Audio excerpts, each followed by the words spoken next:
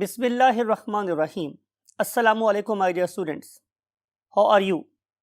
I hope you all will be very fine and in best of your mental health. मैंने दुआ इसलिए की है या उम्मीद इसलिए की है ताकि ये टॉपिक जो थोड़ा सा कॉम्प्लिकेटेड आप आसानी से समझ सकते हो। आए हम खूबसूरत दुआ से लेक्चर का आगाज़ करते हैं। रब्बे ज़िदनी इल्मा। माय डियर स्टूडेंट्स, आपको याद होगा कि हमने लास्ट लेक्चर में मीन्स लेक्चर नंबर 10 में सेंट्रल डॉगमा या सेंट्रल आर्किटेक्चर ऑफ ऑलमाइटी अल्लाह को डिस्कस किया था। You know it is my habit कि मैं अगर कॉन्सेप्ट ओवरलैपिंग हो तो मैं पिछली बात को थोड़ा सा साथ लेके चलता हूँ ताकि आपकी अंडरस्टैंडिंग का लेवल बेहतर हो सकता हो।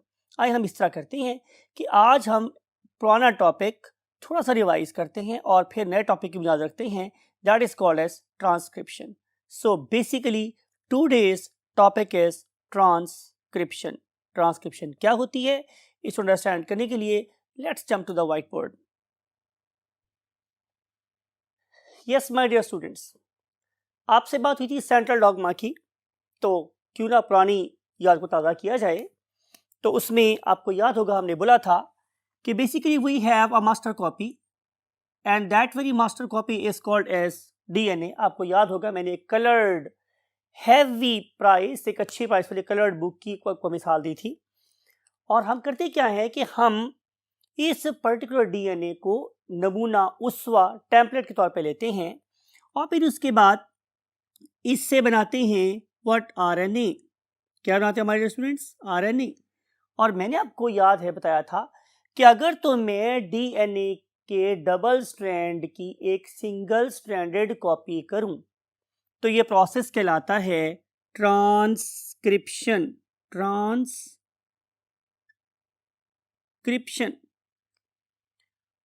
का मतलब होता है कि हम एक पर्टिकुलर लाइन को, एक पर्टिकुलर स्टेटमेंट को उसी जबान में किसी और अंदाज से लिखें।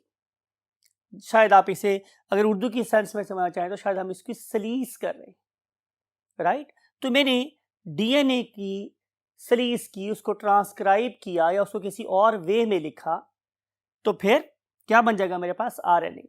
आपको समझाने की गर्ज से बात करता हूं कि जो आप लोगों का रिजल्ट कार्ड होता है ये भी एक एविडेंस होता है किसी तरह के आपने फॉर एग्जांपल एमफिल कर लिया या पीएचडी कर लिया या आपने बीएससी एमएससी कर ली है, लेकिन ये एक्चुअल डिग्री नहीं होती है, ट्रांसक्रिप्ट होता है। एक्चुअल डिग्री आपको बाद में मिलती है। तो जाहिर है वो आपके डिग्री क्वालिफाई करने को किसी और अंदाज में लिखा गया होता है, in the terms of subjects लिखा गया होता है, इन टर्म्स ऑफ मार्क्स लिखा गया होता है, इन टर्म्स ऑफ सेमेस्टर लिखा गया होता है, इसीलिए हम उसे क्या बोलते हैं? ट्रांसक्रिप्ट। तो हम बात कर रहे हैं कि आरएनए सिंगल स्टैंडर्ड कॉपी है किसकी? डबल स्टैंडर्ड डीएनए की। फिर मैं आपको याद होगा मैंने ये वाली बात भी बताई थी कि अगर मैं डीएनए की एक डबल स्टैंडर्ड कॉपी ही करूं, मींस मैं डीएनए से डीएनए ही बनवाऊं, यानी कि मैं दोनों स्ट्रैंड्स की कॉपी करूं, तो फिर ये प्रोसेस क्या कहलाता था? Exactly, very fine. This process is called as replication. This process is called as replication. Replica का मतलब क्या होता है? To copy, right. तो रेप्लिकेशन दोनों स्ट्रैंड्स की कॉपी करने का प्रोसेस, ट्रांसक्रिप्शन एक स्ट्रैंड की कॉपी करने का प्रोसेस। फिर मैंने आपको बताया था कि जो हमारा आरएनए है हमारे स्टूडेंट्स, ये 3 तरह का हो सकता है। One of them was ribosomal RNA, other one is messenger RNA and last one is transfer RNA, right. You know very well कि जब भी आप एब्रीविएशन लिखते हो तो उसके साथ डॉट लगाते हो। तो मैंने क्या है, राइबोसोमल के साथ डॉट लिखा है और बाकी ये आरएनए स्टैंडर्ड एब्रीविएशन है। It stands for messenger, it stands for transfer RNA. और ये तीनों के तीनों एक ही प्रोसेस से बनते हैं and that very process is called as nothing other than transcription. So transcription के रिजल्ट में मैं राइबोसोमल आरएनए भी बनवा सकता हूँ, मैसेंजर आरएनए भी बनवा सकता हूँ, ट्रांसफर आरएनए भी बनवा सकता हूँ, ठीक। उसके बाद हमने ये बात कही थी कि फिर हम इन तीनों की मदद से क्या बना सकते हैं? प्रोटीन।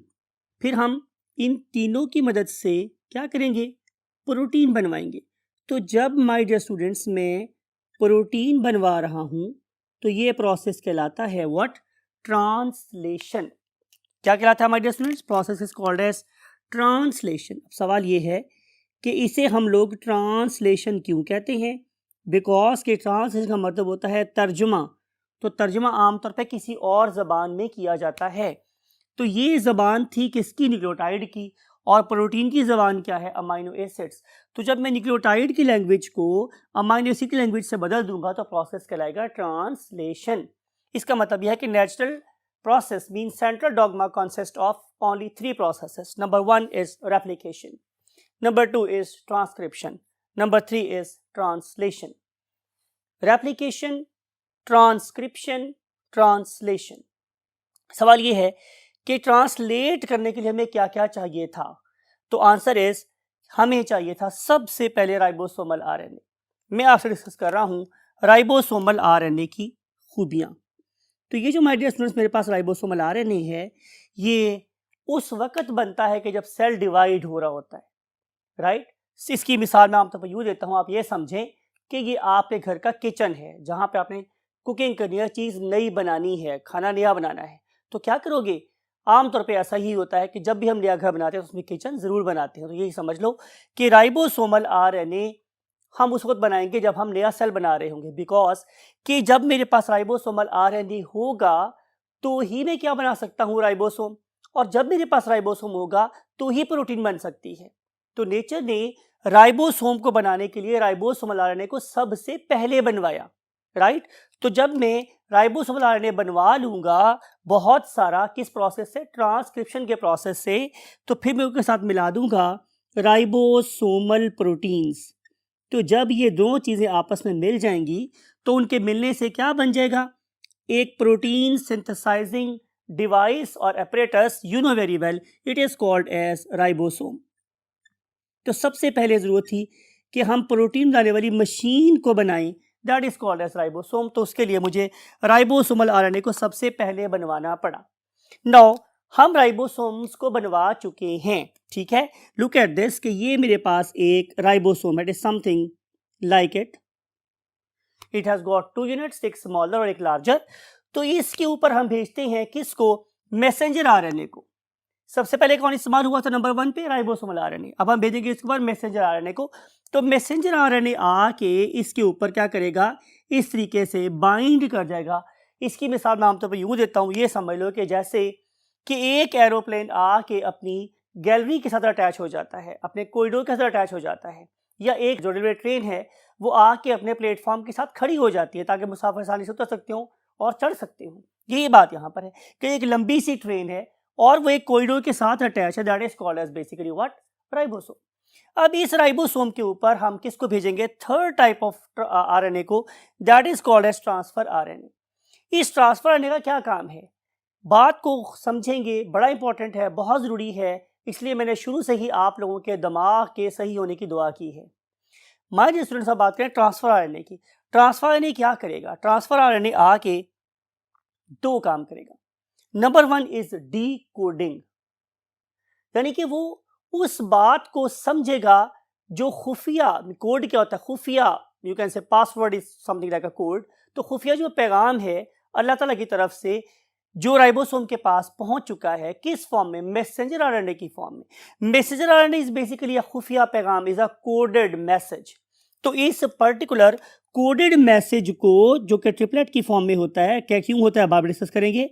तो इस मैसेंजर आरएनए पे पाए जाने वाले खुफिया पैगाम को डीकोड करना, ये किसका काम है? ट्रांसफर आरएनए का। नॉट ओनली उसे डीकोड करेगा बल्कि डीकोड करने के बाद रेस्पेक्टिव अमाइनो एसिड ला के इस राइबोसोम में प्रेजेंट राइबोसोमल आरएनए को देगा। पॉइंट टू बी नोटेड, थोड़ा कॉम्प्लिकेटेड है लेकिन समझने वाली बात है, मुश्किल हरगिज नहीं है। दोबारा रिपीट करता हूं आप लोगों के लिए। हमने ये क्या बात की है कि सबसे पहले हम राइबोसोमल आरएनए लेंगे, उसको बनाएंगे नंबर 1 पे, और उसके साथ मिलाएंगे राइबोसोमल प्रोटीन और बना देंगे राइबोसोम्स। कब? जब नया सेल बनेगा। तो राइबोसोम्स तब बनते हैं कि जब नया सेल बन रहा होता है, राइट? आप नए घर में नए किस्म के एनालॉजी अपने माइंड में जरूर रखिएगा। Once we have made ribosome, तो हम क्या करेंगे कि फिर जो प्रोटीन बनवानी होगी उसका बनाएंगे मैसेंजर आरएनए और उसे हम भेज देंगे राइबोसोम के पास। अब राइबोसोम खुद से मैसेज को डिकोड नहीं कर सकता। तो नेचर ने क्या किया, नेचर ने एक डिकोडर भी भेज दिया साथ, बिकॉज के मैसेजर आरएनए एक कोडेड मैसेज होता है। तो इसको डिकोड कौन करता है, ट्रांसफर आरएनए। ट्रांसफर आरएनए इसको डिकोड करेगा, देखेगा कि इस कोड में किस अमाइनो एसिड के बारे में पैगाम दिया गया है। It may be, for example, lysine, it may be, for example, arginine, it may be leucine, it may be isoleucine, it may be threonine, it may be whatever. तो यहाँ पे मुख्तलिफ अमाइनो एसिड के मैसेजेस हैं जिसको ribosome नहीं समझ सकता। इसको समझने का काम किसके पास है, डिकोडर के पास। और डिकोडर कौन है, transfer RNA. Transfer RNA simple decoder नहीं है बल्कि प्रोवाइडर भी है। वो नॉट ओनली इस मैसेज को डिकोड करता है बल्कि डिकोड करने के बाद जो अमाइनो एसिड कहा गया है वो ला के राइबोसोम को देता है। अब राइबोसोम के पास क्या प्रेजेंट है, राइबोसोमल आरएनए, जो बेसिकली इन अमाइनो एसिड को आपस में जोड़ के प्रोटीन तैयार करता है।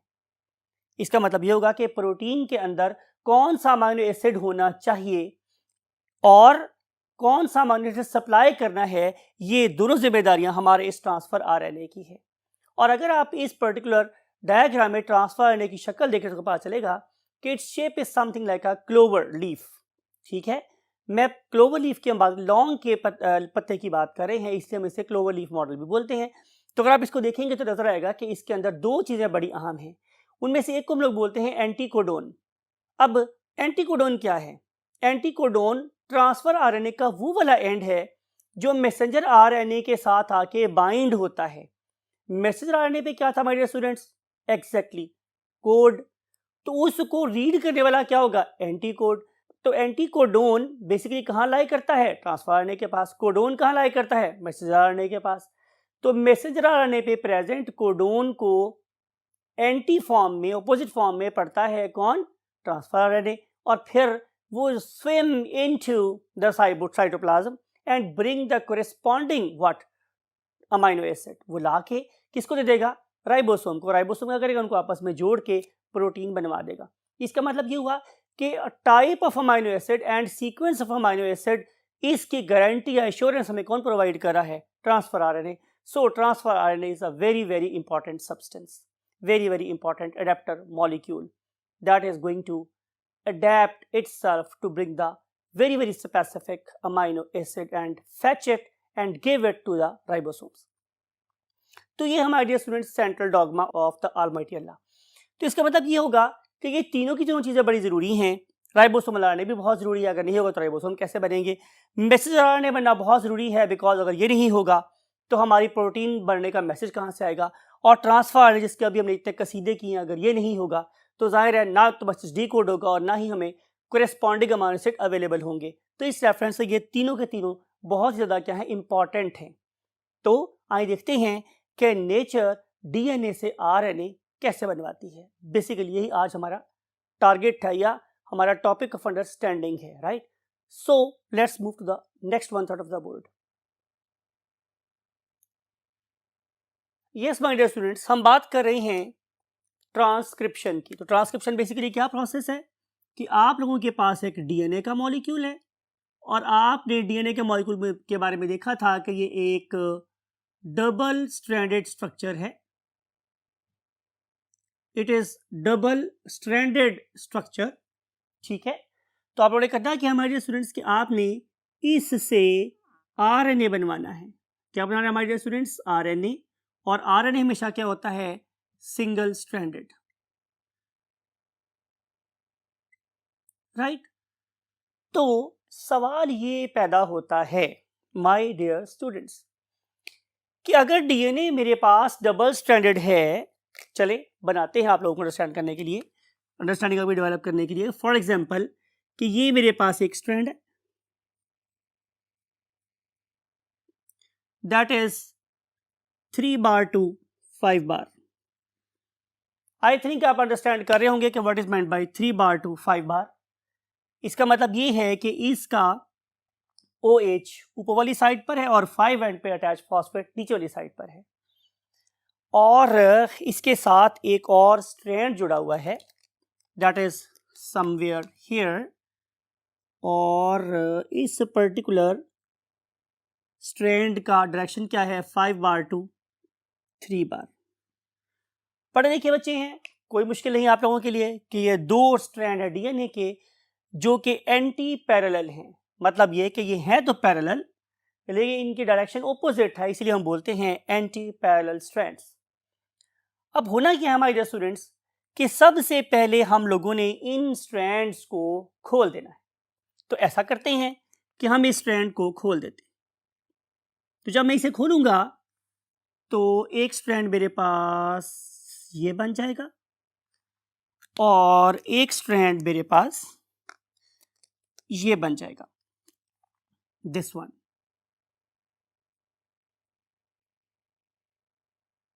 राइट, 3 बार 5 बार। और इससे रिडक्शन क्या थी मेरे पास माय स्टूडेंट्स, 5 बार टू 3 बार, और दरम्यान में लगा देते हैं प्लस, ताकि पता चले कि दोनों स्ट्रैंड्स क्या हो गए हैं, अलहदा अलहदा हो गए। इनमें से एक स्ट्रैंड टेम्पलेट स्ट्रैंड है और एक स्ट्रैंड कोडिंग स्ट्रैंड है। माय डियर स्टूडेंट्स, बात को गौर से सुनेंगे बिकॉज कि आप लोगों की बुक ने आपको काफी ज्यादा कंफ्यूज किया हो। हालांकि ये कोई मुश्किल या कंफ्यूज होने वाली बात हरगिज भी नहीं। इनमें से दो स्ट्रैंड है, एक है 3 बार टू 5 बार और एक है 5 बार टू 3 बार। माय डियर स्टूडेंट्स, अगर आप लोगों को प्रोसेस ऑफ रेप्लिकेशन याद हो, अगर याद हो, जो मुझे उम्मीद है कि आपको याद होगा, I think should very positively about you, तो आपको याद होगा कि हमने कहा था कि जब मैं डीएनए की दोनों स्ट्रैंड्स की कॉपी करता हूं तो एक स्ट्रैंड की कॉपी कॉन्टिन्यूस होती है और एक स्ट्रैंड की कॉपी डिसकॉन्टिन्यूस वे में ओकाजाकी फ्रैगमेंट के थ्रू हो रही होती है। राइट, एक स्ट्रैंड की कॉपी कैसी थी, कॉन्टिन्यूस। किसी को याद है आप में से कि किस स्ट्रैंड की कॉपी कॉन्टिन्यूस होती है? एग्जैक्टली 3 बार टू 5 बार की कॉपी हमेशा कॉन्टिन्यूस होती है।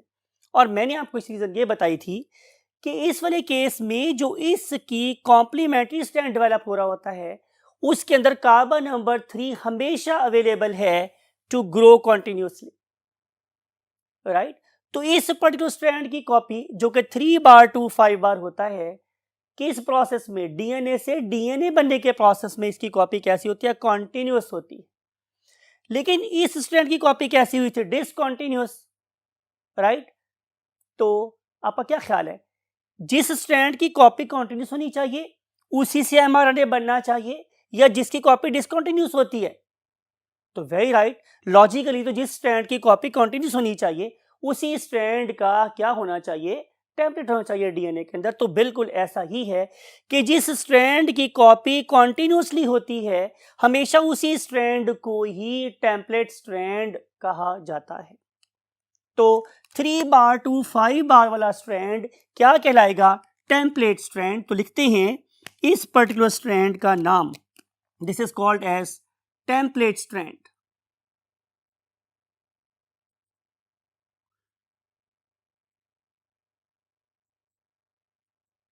Right, this is called as a template strand.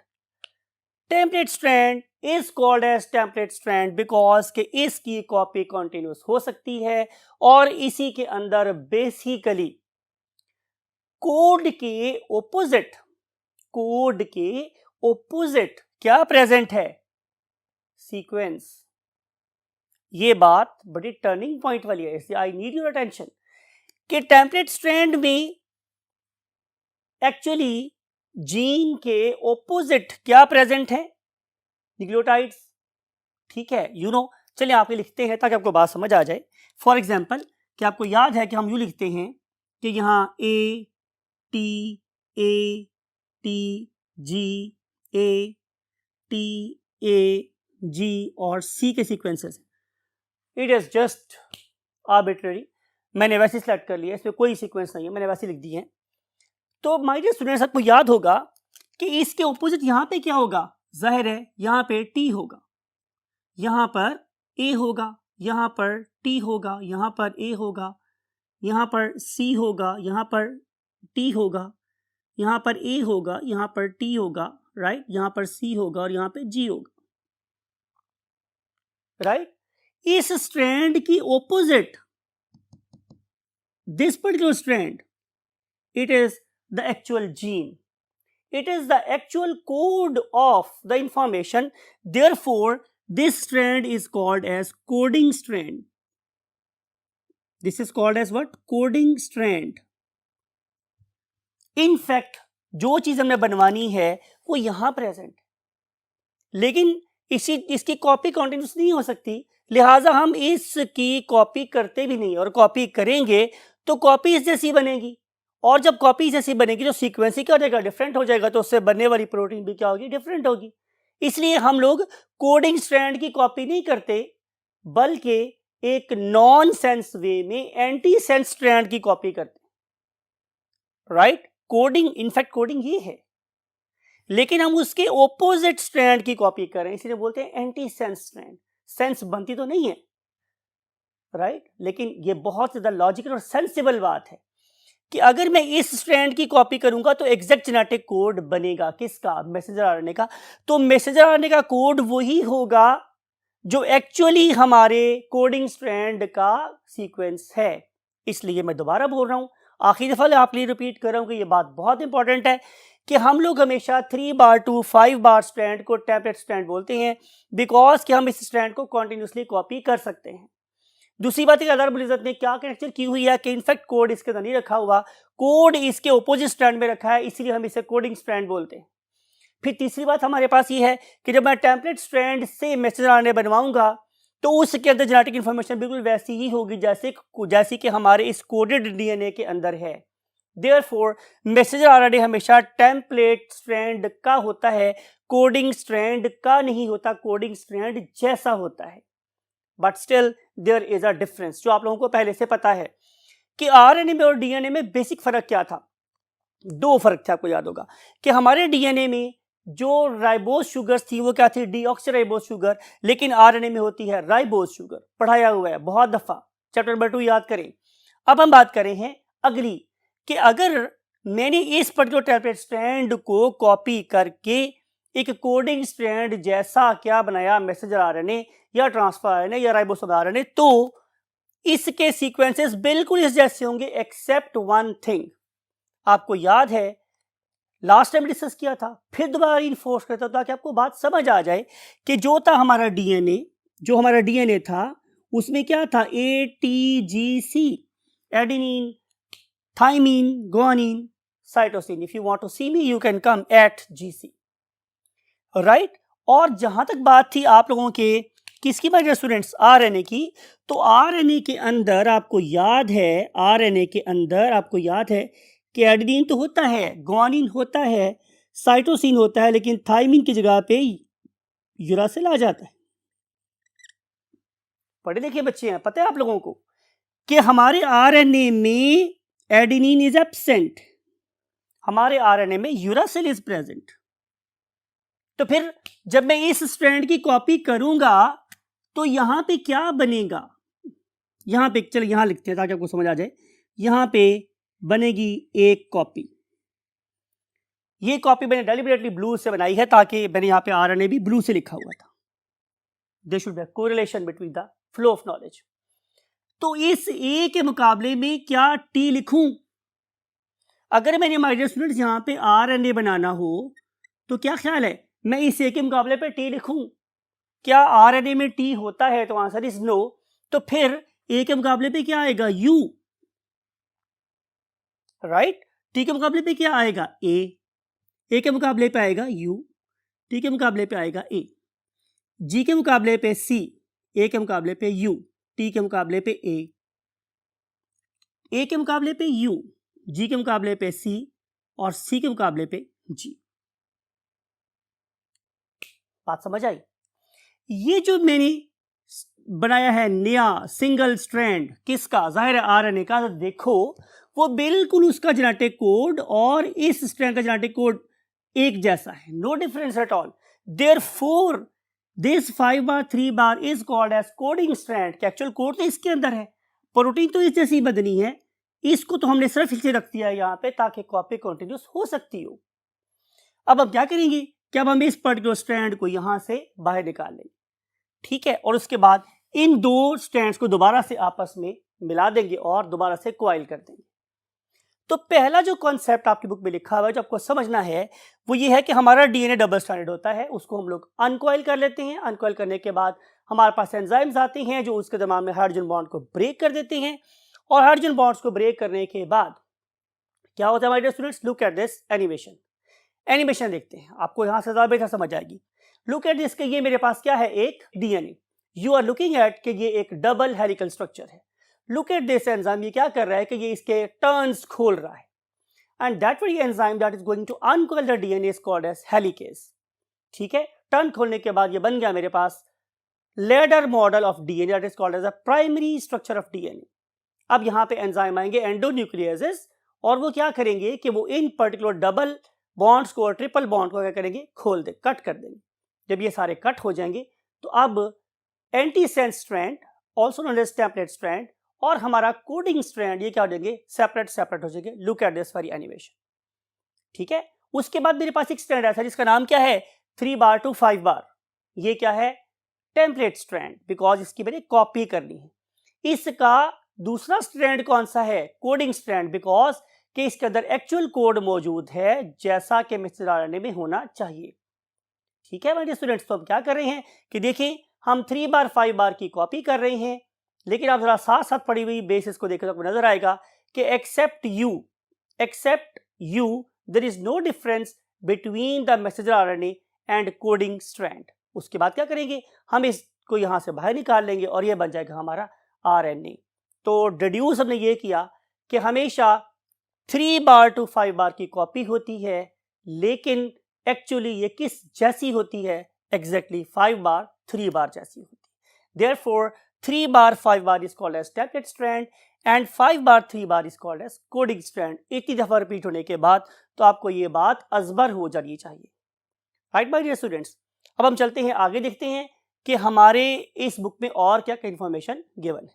इसके लिए मूव करते हैं last part of the board पे। यस माय डियर स्टूडेंट्स, अगर हम पहला कॉन्सेप्ट अंडरस्टैंड कर गए हैं कि basically what is replication, copying of DNA to DNA, what is transcription, copying DNA to RNA, and second concept was कि हमारे हमेशा टेम्पलेट स्ट्रैंड की कॉपी होती है, that is also known as antisense strand, और हम कॉपी कोडिंग स्ट्रैंड जैसी करते हैं। राइट, और मैंने आपको बोला था कि कोडिंग स्ट्रैंड का डीएनए और मैसेंजर आरएनए का डीएनए बिल्कुल एक जैसा होता है, एक्सेप्ट कि हमारे आरएनए में यू इस्तेमाल होता है और डीएनए में टी इस्तेमाल हुआ था। राइट, अब आपको ये वाली बात भी याद है कि हमारे पास ऑर्गेनिज्म 2 टाइप्स के हो सकते हैं। आइए हम उन ऑर्गेनिज्म की बात करते हैं। पहले टाइप ऑर्गेनिज्म होता है that is called as prokaryote. Prokaryote, क्या आप प्रोकैरियोट हैं? तो आप कहेंगे नहीं सर, हम तो यूकैरियोट हैं। पूछूंगा क्यों, तो आप बोलेंगे सर आपने ही तो बताया था यू मीन्स मॉडर्न, हम तो मॉडर्न हैं।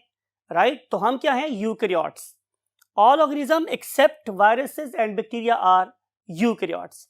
दे have got a definite nucleus, लेकिन जो प्रोकैरियोट है don't have any sort of nucleus. आपको याद होगा कि मैंने प्रोकैरियोट के बारे में बताया था कि उनके पास एक खास रीजन है जिसे हम बोलते हैं न्यूक्लियोइड रीजन। तो उस न्यूक्लियोइड रीजन में बनता है 3 किस्म का आरएनए, जाहिर है मैसेंजर, ट्रांसफर, राइबोसोमल। ठीक है, तीनों किस्म का आरएनए बनता है न्यूक्लियोइड रीजन के अंदर। मोस्ट इंपॉर्टेंट बात यह है कि इन प्रोकैरियोट में there is only one RNA polymerase. There is only one, it is important, there is only one RNA polymerase, and this particular RNA polymerase is going to synthesize all 3 types of RNAs, means ribosomal RNA, then transfer RNA and then messenger RNA. तो तीनों किस्म के RNA एक ही polymerase बनवाता है, किस में, prokaryote में। लेकिन यूकैरियोट में ऐसा नहीं होता। What happened in case of eukaryotes? What happened in case of eukaryotes? Eukaryotes के केस में ये होता है हमारे स्टूडेंट्स कि हमारे पास 3 डिफरेंट आरएनए के लिए 3 डिफरेंट पॉलीमरेजेस हैं। सबसे पहले आता है polymerase 1, polymerase 1, then polymerase 1 is going to synthesize ribosomal RNA, right? And then Second one is known as polymerase 2. Polymerase 2, which synthesize messenger RNA. And last one is polymerase 3. Last one is polymerase 3, that is going to synthesize transfer RNA. तो eukaryotes में 3 different किस्म के polymerases हैं, लेकिन prokaryote में सिर्फ एक किस्म का पॉलीमरेज ही तीनों किस्म के आरएनए बनवाता है। राइट माय डियर स्टूडेंट्स, अब हम देखते हैं कि बेसिकली ये प्रोसेस होता कैसे है। दोबारा से वही एनिमेशन देखते हैं कि सबसे पहले हमारे पास क्या होता है, डबल स्ट्रैंडेड डीएनए। इस डबल स्ट्रैंडेड डीएनए के साथ आके क्या करेगा, कोरेस्पॉन्डिंग आरएनए पॉलीमरेज अटैच होगा। अगर ये प्रोकैरियोट है तो एक ही, और अगर यूकैरियोट हुआ तो may be polymerase 1, may be polymerase 2, may be RNA polymerase 3, कोई भी हो सकता है। सवाल ये है कि इस पर्टिकुलर डीएनए के ऊपर अगर आके आरएनए अटैच होना है, आरएनए पॉलीमरेज से अटैच होना है, तो उसे कैसे पता चले कि मैंने कहाँ के बाइंड करना है। तो माय डियर स्टूडेंट्स, अल्लाह रब्बुल इज्जत ने क्या किया हुआ है, बहुत खूबसूरत इंजीनियरिंग की हुई है। क्या कि इस पर्टिकुलर डीएनए के ऊपर खास अट्रैक्टिव सेंटर्स बना दिए, centre of attraction for RNA polymerase 1, 2, 3 और simple single RNA polymerase of the DNA of prokaryote, sorry, right. तो बात ये हो रही है कि इस पर्टिकुलर सीक्वेंस को हम क्या कहते हैं, इसको हम नाम देते हैं कंजर्व्ड सीक्वेंसेस। ये कंजर्व्ड सीक्वेंस कभी चेंज नहीं होते, और आरएनए पॉलीमरेजेस हमेशा इन्हीं सीक्वेंसेस को ढूंढते हैं किसके ऊपर, डीएनए के ऊपर। जब उन्हें वो सीक्वेंस मिल जाते हैं तो वो आके उनके साथ बाइंड कर लेते हैं। ये वाले सीक्वेंसेस कहाँ पाए जाते हैं, इसको अंडरस्टैंड करने के लिए बोर्ड पे देखें क्या होता है। लुक एट दिस कि ये मेरे पास एक डीएनए का स्ट्रैंड है, राइट। इस स्ट्रैंड के मैंने क्या किया है कि मैंने 3 हिस्से बना दिए। आपको समझाने के लिए मैंने क्या किया स्टूडेंट्स, 3 हिस्से बना दिए। एक, look at this, 2 and look at this 3, 3 हिस्से बना दिए। ये वो पॉइंट है that is called as 0 point. ये 0 पॉइंट है, 0, राइट। यहां से एक्चुअली हमारी जीन की कोडिंग स्टार्ट हो जाती है और यहां पे आके खत्म हो जाती है। से हम इसे नाम देते हैं 100, से हम इसे नाम देते हैं 100। तो 0 न्यूक्लियोटाइड से लेकर 100 न्यूक्लियोटाइड तक का जो सीक्वेंस है मेरे पास, ये किसका है, ये इनफैक्ट जीन है, that is the actual gene, right. It may be the structural gene, it may be the functional gene, बाहर इट इज द जीन। इस जीन का जो पहले वाला पार्ट होता है इसे हम बोलते हैं डाउनस्ट्रीम। क्या बोलते हैं हम इसे, डाउनस्ट्रीम। तो इस पर्टिकुलर डाउनस्ट्रीम एरिया में पाया जाता है क्या, खास सीक्वेंस। बात को गौर से सुने, समझने वाली बात कि भाई अगर 0 के मैं इधर मूव करूंगा तो मैथमेटिक्स क्या बोलता है, हम उसे माइनस में शो कर रहे होते हैं। यू नो कि somewhere here is -10, somewhere here is -20, somewhere here is -30, somewhere here is -40, blah blah blah, ऐसे हम चल रहे हैं। तो as we move away from 0 तो वैल्यू बढ़ती चली जाती है। तो -10, -20, -30, -40, -50 आगे आगे चलते। तो इस पर्टिकुलर जोन को हम कहते क्या है, डाउन स्ट्रीम। तो जहां से जीन स्टार्ट हो गया that is called as upstream. इस पर्टिकुलर डायग्राम को देख के आपको एक और अंदाजा हो रहा है कि हम इस पर्टिकुलर प्रोसेस को 3 स्टेप्स में पढ़ना चाहते हैं। ये पहला स्टेप है जिसमें हम लोगों ने रेप्लिकेशन की बेस बनानी है, that is called as initiation, then elongation and then termination.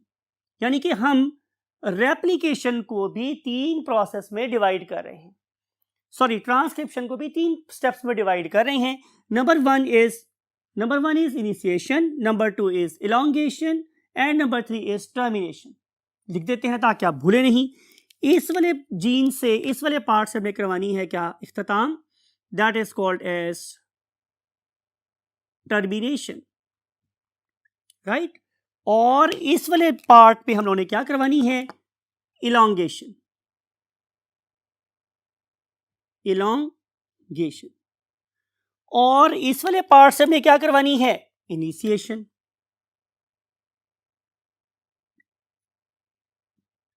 Right, तो स्टार्ट में यहां से लेना है।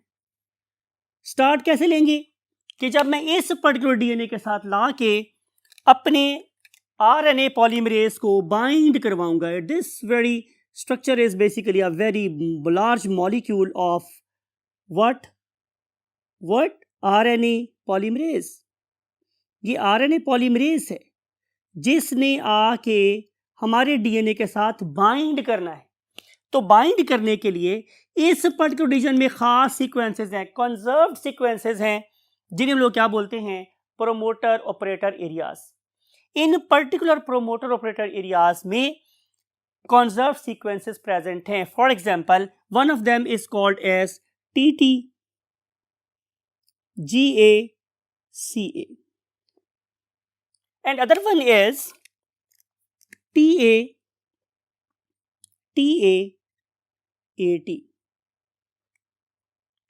Right. When we were studying, तो हमें ये शौक हुआ कि हम इसकी एब्रिविएशन बनाएं या कुछ उसके लिए एक छोटी सी पॉइंट बनाए याद करने के लिए। तो जो हमने नाम याद किया था दैट वाज TT गासा, GACA गासा। सो TT गासा अगर आपने याद रखना हो तो TT गासा को देखकर और टाटा एट, यानी कि मैंने अपने दोस्त को टाटा किया, बाय बाय किया, किसके ऊपर, एट रेलवे स्टेशन और at airport whatever. So TATA at TT गासा, इन दो सीक्वेंसेस को देखकर आरएनए पॉलीमरेज इसके साथ आके बाइंड कर जाता है।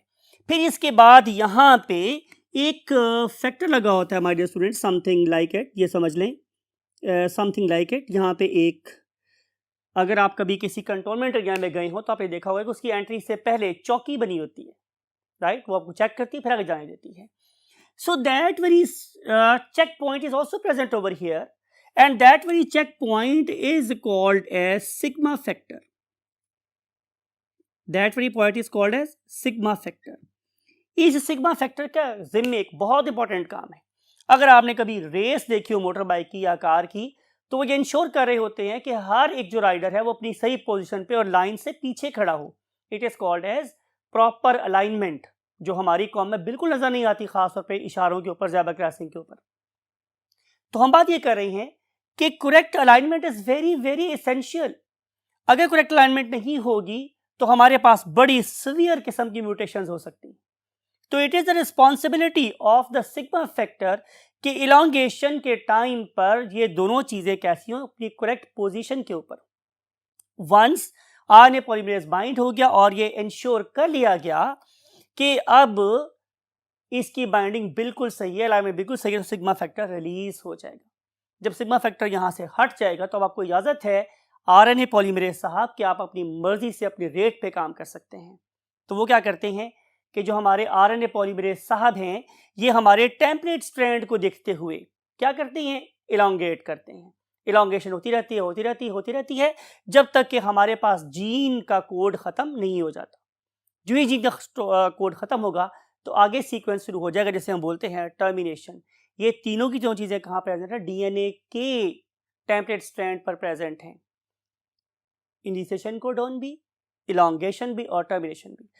टर्मिनेशन का मैसेज हमारे पास क्या है, आरएनए पॉलीमरेज को कैसे पता चले कि अब मुझे मजीद आरएनए नहीं बनाना। तो उसके रीजन ने क्या किया हुआ है, आप लोगों के टेम्पलेट स्ट्रैंड पे टर्मिनेशन सिग्नल्स दे दिए हुए हैं। ये टर्मिनेशन सिग्नल क्या है, they are very very rich in GC sequences, right. तो जब हमारे पास ये वाले सीक्वेंसेस आते हैं तो हमारा आरएनए फोड़ना शुरू हो जाता है और वो GC हेयर पिन लूप बनाता है। उसके लिए आप इस एनिमेशन को देखें, लुक एट दिस, कि ये हमारा आरएनए पॉलीमरेज है जो बहुत तेजी से मूव कर रहा है। लेकिन जूं ही क्या होता है, ये वाला सीक्वेंस आता है हमारे पास, तो यहाँ पर G और C आपस में बाइंड होना शुरू हो गई हैं और they are not allowing this RNA polymerase to go forward. तो ये सिग्नल होता है कि अब मजीद आप न्यूक्लियोटाइड्स ऐड नहीं करने, राइट। तो उसके बाद ये सारी की सारी सेल में डिसअसेंबल हो जाती है और इस पर्टिकुलर बबल में से आरएनए बाहर निकल आता है।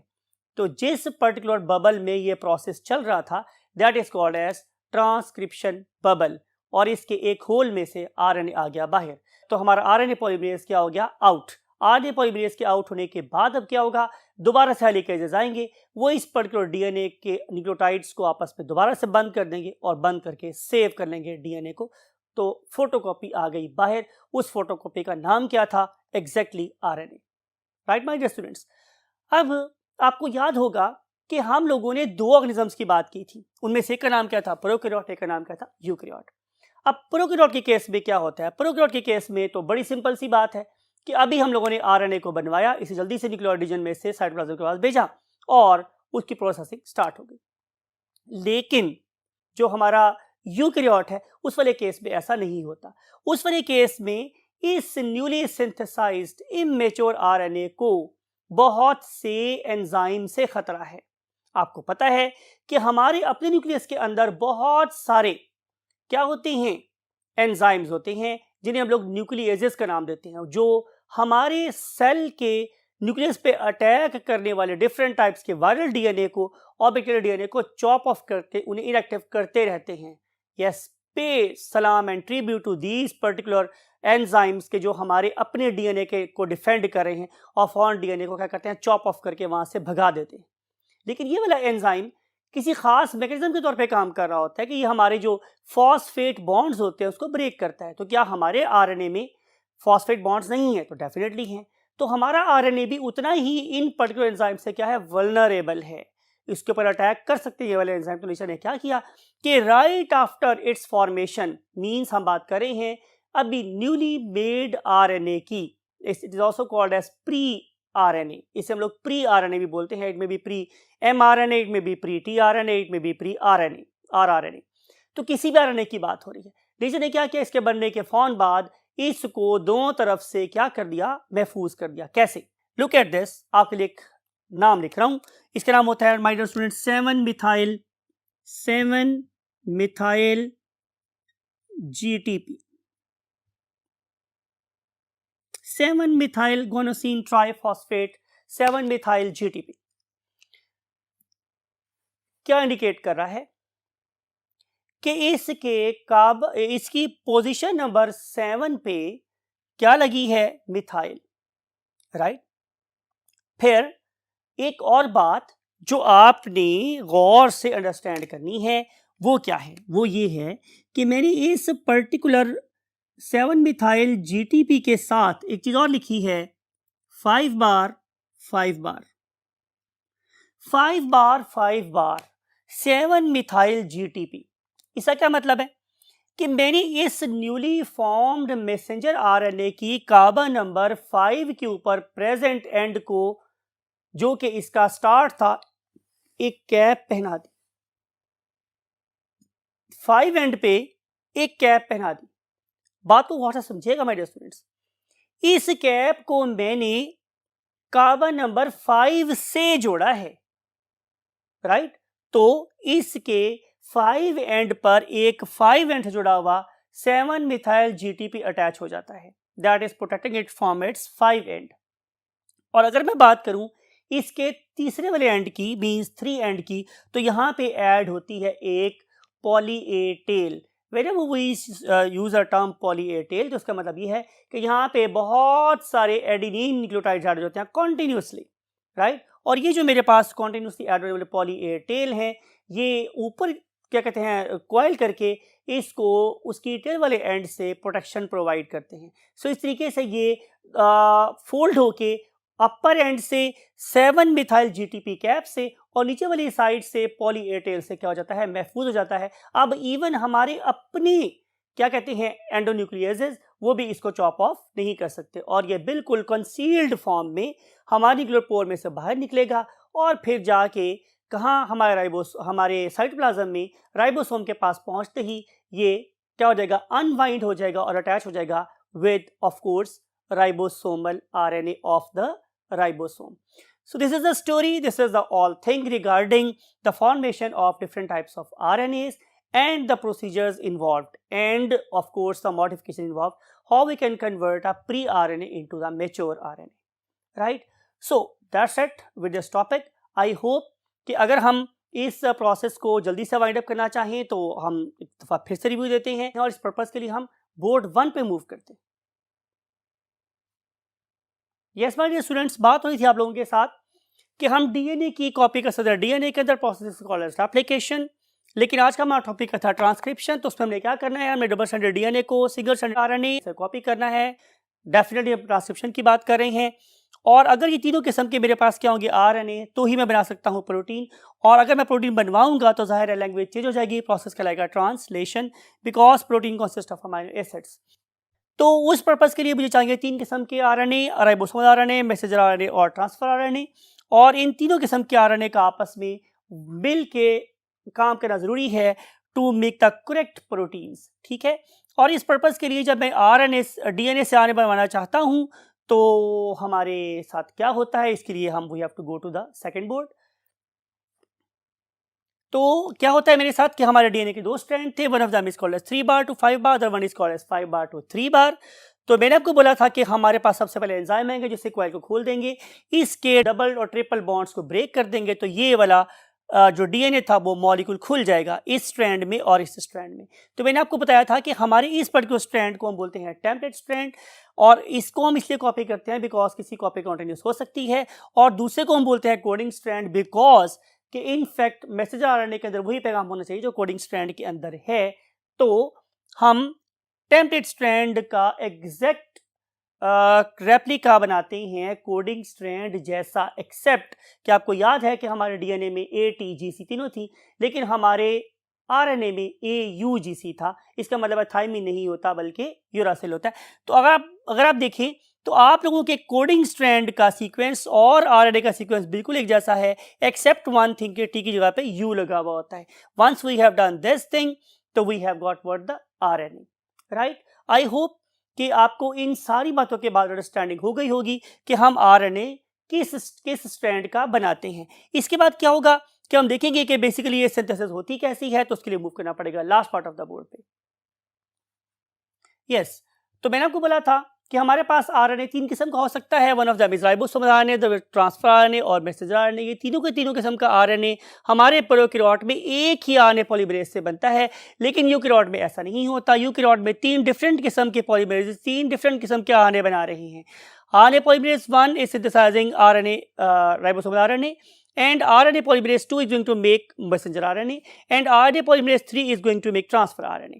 ठीक है, ये कैसे करते हैं? Definitely by of course uncoiling and opening the DNA molecule. और डीएनए में हम बात कर रहे हैं टेम्पलेट स्ट्रैंड की। टेम्पलेट स्ट्रैंड में 3 जो कैसे डिस्टिंक्ट जोन्स होते हैं फॉर एनी जीन, और उसका जो पहले वाला जोन है that is called as initiation zone, और दूसरा है जहाँ पे actual gene it is called as zone of elongation, और तीसरा के जहाँ पे हमने जीन के खात्मे का ऐलान करा that is called as termination zone. तो सबसे पहले अगर मैं इनिशिएशन जोन को देखूंगा तो इस पर्टिकुलर जोन में कुछ कंजर्व्ड सीक्वेंसेस होती हैं जो जिससे आके बाइंड होता है हमारा आरएनए पॉलीमरेज, और आरएनए पॉलीमरेज क्या करेगा कि वो प्रोकैरियोट में यूकैरियोट में डिफरेंट पोजीशंस के ऊपर present conserved sequences like TTGACA और TATAAT, मैंने आपको बताया था टिप आप कैसे याद कर सकते हैं। इन सीक्वेंसेस को फाइंड करता है कि वो -10 -35 पे कहाँ लोकेट करें। I think you understand what is meant bye -10 और व्हाट इज मेंट बाय -35, इन पे ये सीक्वेंसेस होती हैं, और इन सीक्वेंसेस को फाइंड करता है कौन आरएनए पॉलीमरेज, और चेक करता है कि सिग्मा रिमूव हो गया है कि नहीं।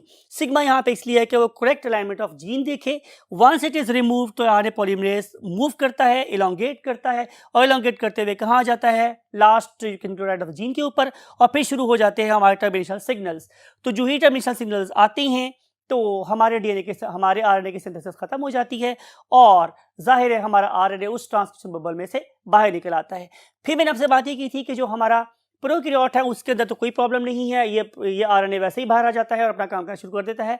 लेकिन यूकैरियोट्स में हमें इसके 5 एंड के ऊपर 7 मिथाइल GTP कैप लगानी पड़ती है, और इसके एंड पर एक पॉली ए टेल लगानी पड़ती है। जब ये दोनों काम कर लेते हैं तो फिर जाहिर है ये वाला मैसेंजर आरएनए ये वाला मैसेंजर आरएनए या ट्रांसफर आरएनए राइबोसोमल आरएनए क्या करेगा कि ये हमारे न्यूक्लियर पोर में से बाहर निकलेगा और आके राइबोसोम के साथ आके बाइंड कर जाएगा कहाँ, साइटोप्लाज्म में। So that's it with this thing. एक थिंक पॉइंट आपके लिए छोड़ के जा रहा हूँ, वो ये है कि मैंने आप लोगों के लिए आपकी बुक में से -10 और -35 वाले सीक्वेंसेस लिख दिए हैं। आपका छोटा होमवर्क ये है कि आप यूकेरियोट में -25 और -75 पर पाए जाने वाले सीक्वेंसेस को खुद से याद कीजिएगा। अल्लाह ताला आपको इसी सलाहियत दे और आप इन चीज़ों को अपने माइंड में रखें और अपना अपने पेरेंट्स का बहुत ख्याल रखें। डेफिनेटली मैं आपको कहने वाला हूँ। अल्लाह हाफ़िज़।